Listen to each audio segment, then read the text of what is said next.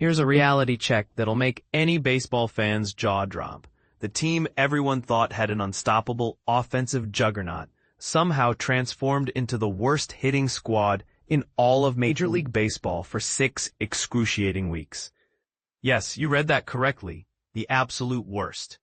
Andrew Friedman, the Dodgers president of baseball operations, was so confident in his team's hitting prowess that he declared the odds of such a collapse were 0%. But here's where it gets brutal. He was dead wrong, and the numbers prove it in the most embarrassing way possible. Let's dive into this shocking transformation that has everyone questioning whether this Dodgers lineup is actually championship material or just an expensive collection of underperforming superstars. The fall from grace reads like a baseball nightmare. During the season's first half, Los Angeles dominated every offensive category that mattered. They terrorized opposing pitchers by averaging 5.61 runs per game, posted a commanding .262 team batting average, and absolutely crushed it with a .796 OPS. When runners reached scoring position, they delivered at a ridiculous .300 clip. The result? A dominant 56-32 record through their initial 88 games. Then, July 4th arrived, and everything went sideways in ways nobody saw coming. From Independence Day through August 4th, a 5-week period that felt like an eternity for Dodgers fans, this supposedly elite offense ranked dead last among all 30 major league teams in scoring. Think about that for a moment. The team with a $400 million roster couldn't outscore clubs with payrolls half their size. Not scoring runs, admitted first baseman Freddie Freeman with obvious frustration. It's just not who we are. But here's the controversial part most people are missing. Was this collapse really just about injuries, or does it reveal deeper, more systemic problems with how this team approaches hitting when the pressure mounts?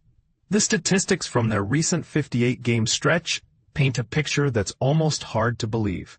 The Dodgers plummeted to 24th in scoring, 4.21 runs per game, 25th in batting average, .237, 18th in OPS, .718, and 22nd with runners in scoring position, .245. During this period, they managed just a 26-32 record. The kind of performance that gets managers fired and front offices questioned. On the surface, the explanation seemed straightforward enough. Key players were either nursing injuries or battling through the lingering effects of previous ailments. Star performers were grinding through mechanical flaws in their swings. The team's depth, which looked impressive on paper, failed miserably when called upon to step up. Now here's where the organization believes they've found the light at the end of the tunnel. But is their optimism justified, or are they setting themselves up for another October disappointment?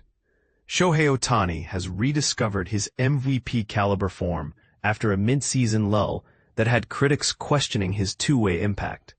Mookie Betts appears to be emerging from what could generously be described as a career-worst season, finally resembling the superstar everyone expected. Max Muncy and Tommy Edman have returned from their injury stints, providing much-needed depth to a batting order that had become embarrassingly thin. Gone are the days when significant playing time went to forgettable names like Buddy Kennedy, Alex Freeland, and Estuary Ruiz, players who served as painful reminders of just how depleted this roster had become. Our lineup, our team, looks more whole, manager Dave Roberts observed this week, though his tone suggested cautious optimism rather than complete confidence. I think that we've all been waiting for our guys to come back to health and see what we look like as the ball club that we had all envisioned. But here's the part that should worry Dodgers fans heading into October. When pressed about whether the second-half struggles could simply be blamed on personnel issues, both Roberts and his players insisted the problem ran much deeper. The team wasn't just dealing with missing bodies. They had fundamentally lost their identity as competent major league hitters. They weren't making opposing pitchers work, weren't driving up pitch counts, and were failing spectacularly in high-leverage situations. In other words, they weren't doing the basic things that separate professional hitters from weekend softball players. We'd lost sight of playing the game the way we're capable of playing, Roberts admitted, a statement that raises uncomfortable questions about coaching and preparation. For a little while, Betts added with characteristic understatement, we were having just some bad at-bats. This acknowledgement has become the focal point of the Dodgers' recent efforts to salvage their offensive identity before the playoffs arrive. But is their approach the right one, or are they missing the bigger picture? The organization has implemented what they're calling a renewed and deliberate emphasis on plate competitiveness. Daily hitters. Meetings now include film sessions where players dissect situational at-bats from the previous night's game. Dugout conversations have shifted toward more fundamental messaging about approach and execution. It's more about your approach, your plan, Freeman explained. Though skeptics might wonder why a team this expensive needs to relearn such basic concepts. That's been the focus. This week provided some encouraging signs during their series against Colorado, where the team exploded for 7- and 9-run performances that featured the kind of situational hitting and big innings that had been mysteriously absent for months. They advanced base runners, capitalized on scoring opportunities, and generally looked like the offensive machine everyone expected them to be. We said a few games ago, this needs to be like how we focus for the playoffs, Freeman revealed. Focus on the little things that help win games. And this is where the story gets really interesting, because the Dodgers have been down this road before, with decidedly mixed results. The ghosts of recent October failures loom large over this current situation.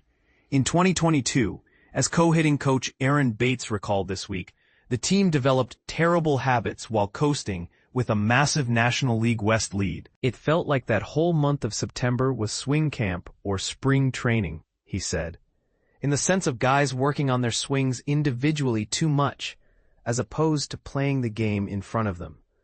The consequences were devastating. A shocking 4-game elimination by the San Diego Padres in the division series, with the Dodgers repeatedly failing when runners reached scoring position. 2023 brought more of the same disappointment. Another late-season identity crisis followed by a listless 3-game sweep at the hands of the Arizona Diamondbacks. Last season finally broke the pattern. The Dodgers maintained their focus, batted .278 with runners in scoring position during their World Series run, and delivered clutch hits when it mattered most. Their championship-clinching runs came via productive sacrifice flies, the kind of fundamental baseball that had eluded them in previous postseasons. But here's the controversial question nobody wants to ask. Is this summer's collapse proof that last year's success was an aberration, rather than evidence of real organizational growth?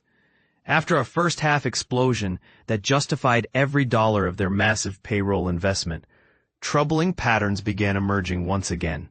Betts' early struggles morphed into a career-worst slump, bottoming out with a .205 average during July. Freeman, who was hitting .374 at the end of May, saw his average crash to .292 less than 2 months later. Edman and Teoscar Hernandez struggled after returning from injuries, while Michael Conforto never found his rhythm and Andy Pages endured an extended sophomore slump. Muncie's prolonged absence due to knee and oblique injuries compounded everything, removing 48 games worth of production over a 56-game stretch when the team desperately needed offensive consistency. As scoring became increasingly difficult, the team's inability to execute team at-bats, a concept that emphasizes situational hitting over individual statistics, became glaringly obvious. It happened incrementally, every day, little by little, Bates explained. Where it's like, you're a little off, you want to see what's wrong with your swing, and you don't realize that it snowballs. Before you know it, you're thinking so much about your swing, you're off of the situations out there. Bates insisted the problem stemmed from good intentions gone wrong.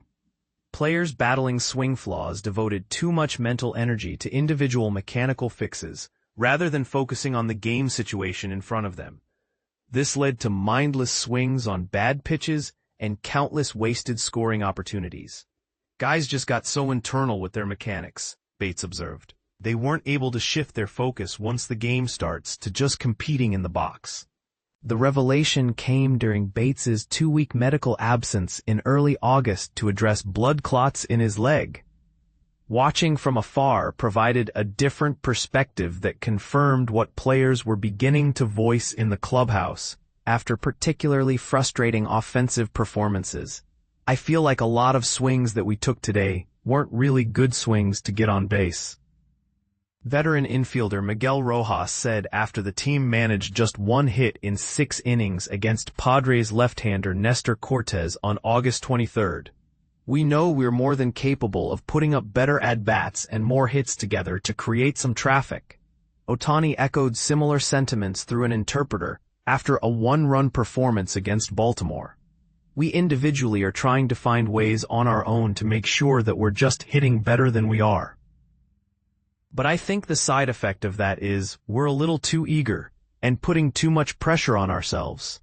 This week marked a turning point in the organization's approach.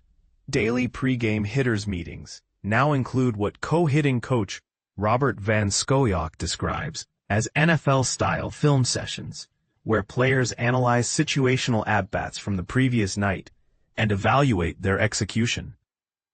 "The game rewards you for having those team at-bats," Bates emphasized. "So you just preach to them by holding each other accountable, talking about them after the fact, not shying away from it." Freeman revealed that dugout conversations among players have also shifted toward reinforcing this team-first mentality. "Don't get upset because your swing didn't feel good. Like if you go 0 for 4, but move a runner over 4 times, that's a great game for us. It might not be for your stats, but you gotta throw that out the window. That's what we've been trying to clean up." The hope is that this renewed focus will naturally help individual swings sync up with team success. Monday night provided a perfect example when Betts moved a runner to third base with a fly ball in the 6th inning, then returned to deliver a tie-breaking 2-run single with 2 outs in the 8th. He said it in the hitters' meeting the next day, Freeman relayed, how that little positive thing of moving a runner over helped him build confidence going into his next at-bat. These small moments represent the foundation the Dodgers hope will support their October ambitions. While they couldn't have predicted the struggles of the past 2 months, they believe the combination of improved health and better at-bat quality provides a roadmap back to offensive excellence. "Now we're at least having good at-bats, getting a walk, extending innings, finding ways to manufacture runs," Betts said, his confidence seemingly restored. "I do think that presently the guys are engaged," Roberts added. "Guys are playing as one right now." But here's the million-dollar question that should keep Dodgers fans awake at night. Can a team that lost its offensive identity for 2 months suddenly rediscover it when the stakes are highest? Or will October expose the same fundamental flaws that turned a championship-caliber lineup into the worst offense in baseball? What do you think? Is this recent turnaround genuine growth, or just another false dawn before another postseason collapse? The answer might determine whether this expensive experiment finally delivers a championship or becomes another cautionary tale about baseball's unpredictable nature.